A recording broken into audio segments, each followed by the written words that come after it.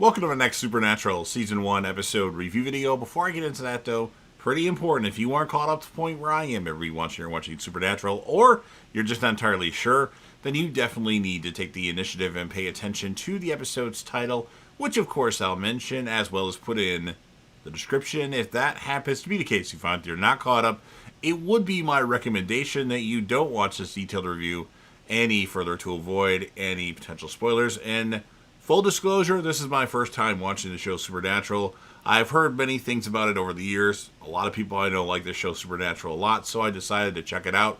And I'm in it for the long haul. There's 15 seasons, there's 327 episodes. I guess there's a spin-off show too. I'll be covering it. It's going to take a long time, but I'm game. So far, it's okay. I don't love it. I don't hate it. It's okay. There's been some really good episodes, and then there's been a couple lackluster episodes, so we shall see. So join me on the journey. Let's discuss this hopefully amazing and awesome show in the comments section.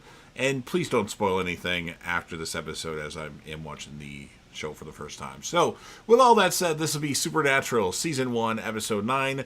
The title of this episode is called Home. And this will be my first time watch review reaction recap after just finishing watching the episode. We start with Jenny, who's just moved into a new house in Lawrence, Kansas with her two children, having moved from Wichita after her husband died. She settles her daughter, Sarah, into bed, and her young daughter is nervous in the new house, but Jenny reassures her that there is nothing scary in her closet. Jenny continues her unpacking until a noise draws her down to the basement, where she discovers a trunk full of old photos. One shows a family and is inscribed on the back the Winchesters: John, Mary, Dean, and little Sammy. Upstairs, Sarah screams as the closet door swings open, revealing a figure made of flames. Sam wakes up from a dream of Jenny screaming from Sarah's bedroom window. Dean is researching new cases, but Sam is distracted as he sits obsessively sketching the image of a tree. Finally, he puts out an old photo from his duffel bag and realizes that the tree is the same one that grew outside their childhood home in Lawrence, Kansas.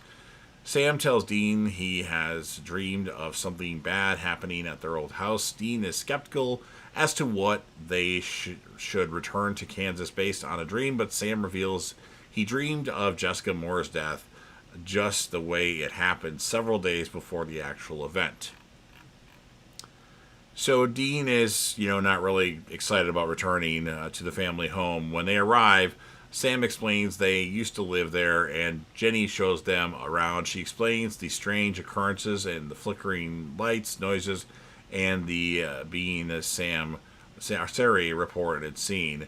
And then Sam and Dean, after they leave, decide they need to approach this like any case and research the past of the house.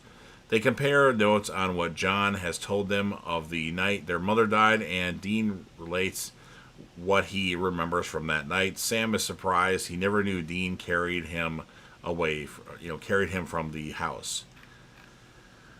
When he has a moment alone, Dean tearfully calls John, asking for his help, and reveals how upset he is over the whole situation.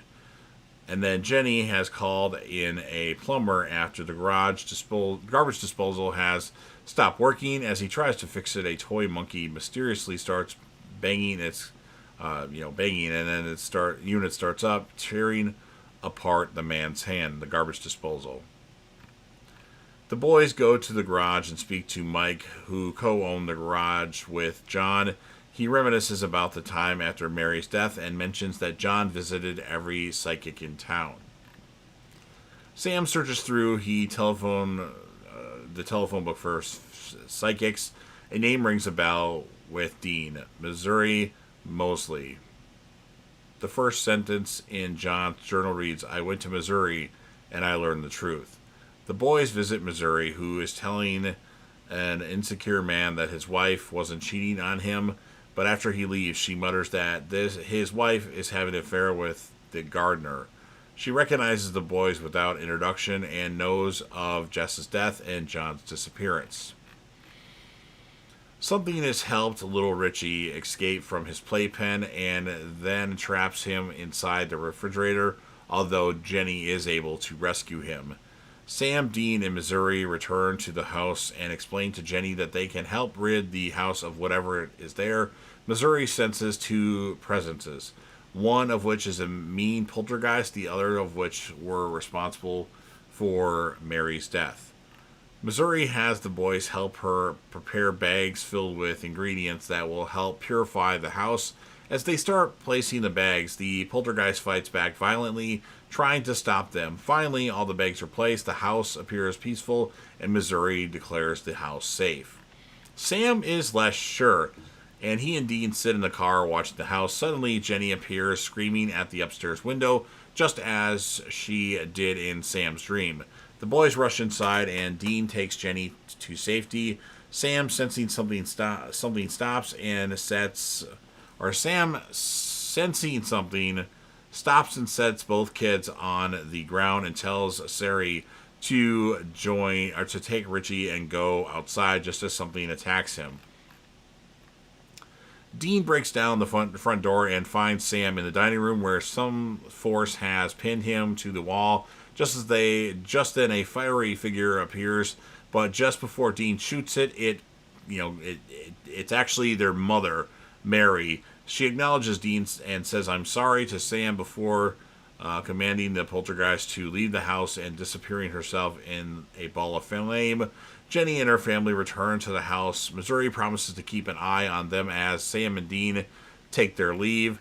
And then at her place, Missouri is surprised that given his powers, Sam couldn't sense the presence of his father. John Winchester, played by Jeffrey Dean Morgan, is sitting in her room. And Missouri tells him to go and see his sons, but he says he can't until he knows the truth. And that's what ends this episode of Supernatural. So pretty good episode. I liked it a lot more than the last episode. I'm going to give it an 8.1 out of 10. And my character of the episode, if you don't count Sam and Dean, would be Missouri. She was quite memorable. So you've heard everything that I have to say. Now it's your turn. If you're a fan of Supernatural and want to help me out with the YouTube algorithm, please make sure that you Hulk smash the like button, share this video with a friend, put this video on any one of your social media platforms. Don't forget to sound off in the comment section about what your thoughts are on this episode of Supernatural. What would you rate it? And who would you choose as the character of the episode? You could do Sam or Dean, or if you want to do somebody else like Missouri or Jenny, that's fine. And then last but certainly not least, don't forget to hit that sub button, subscribe to the channel, help me get over 100k subs, join the team, show your damn support, and be a part of something special. And you never know what you're going to see on JDev TV.